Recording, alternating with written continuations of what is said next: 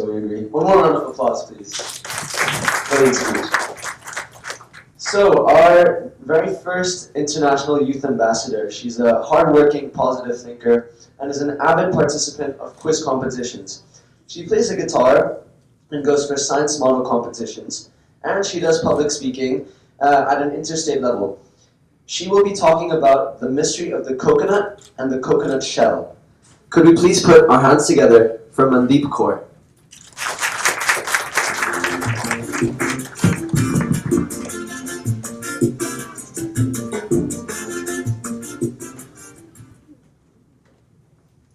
Droughts are intensifying. Our oceans are warming, acidified with methane plumes rising up from beneath ocean floor. And this is a time to ask ourselves a question. Are we to leave our successors a scorched planet of advancing deserts, impoverished landscapes, and an ailing environment? Are we, dumb and silent sheep, being led to slaughterhouse?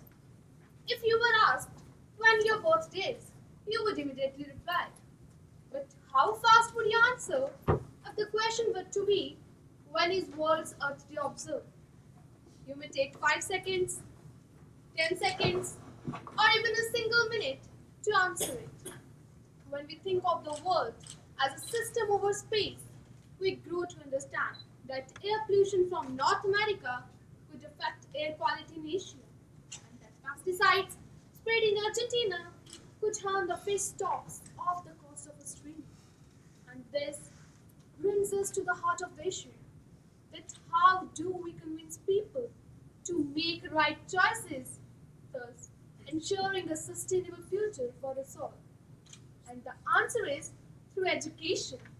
Providing right information and education can change people's values and behavior, thus encouraging them to adopt a more sustainable lifestyle. Education for Sustainable Development was a youth program that encourages change in knowledge, skills, values, attitude, understanding, and action required to create a more sustainable world. What is this life full of care? We have no time to stay and still. With a world population of 7 billion and limited natural resources, we as individuals and societies need to learn to live together sustainably. We need to take action based on the understanding that what we do today can have implication on the lives of people and planet in future. Dear friends, do you know that Earth could actually support billions more people, assuming that those persons are making the right choices, thus ensuring a sustainable future for us all. People participation is required to create a more sustainable world. People participation has a long history in India. In 1731, King of Jodhpur in Rajasthan asked one of his ministers to arrange goods for constructing a new palace. The ministers and workers went to a forest near a village inhabited by Vishnais. The Vishnoi community is known for their peaceful coexistence with nature. The efforts made by King Man to cut down trees was thwarted by Vishnais. A Vishnoi woman, Amrita Devi, showed an exemplary courage by hugging a tree and daring King Man to cut her first before cutting trees. Trees mattered much more to her than her own lives. Sadly, King Man doesn't heed to her pleas and cut her along with the tree. Her 3 daughters and hundreds of other Vishnois had lost their lives for saving nature. We, as an individual, can also contribute towards lessening our impact on environment by modifying our energy consumption, waste management, eating habits, and moreover our lifestyle, thus creating a more sustainable world. Sustainability is not just about the survival of future generation, but it's about the survival of planet Earth. To be clear, this is not just about telling you to change your light bulbs or to buy a hybrid cars, but it is about to shift the system to one based on dominance, to one based on partnership. And it can be achieved only through a good quality of education. A variety of educational methods like drama, debate, literature can be employed to illustrate the process of sustainable development, addressing local as well as global issues, promoting critical thinking, problem solving, and action, all of which develop confidence in addressing the challenges of sustainable development.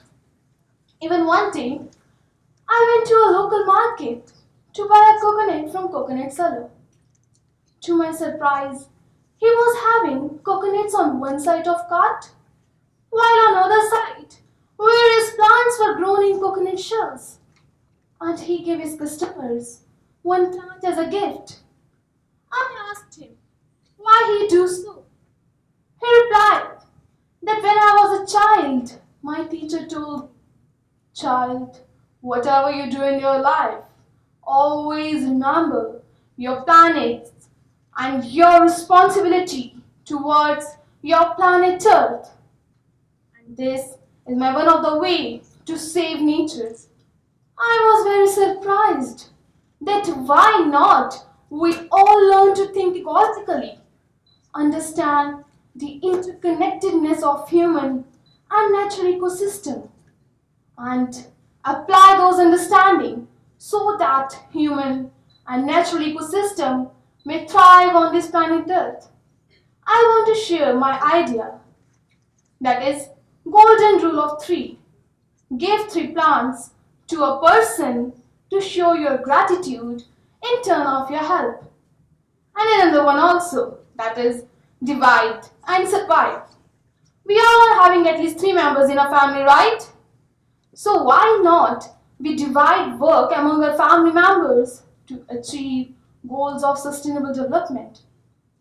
Dear friends, a worm usually comes out of the ground in the early morning, and early bird catches the worm.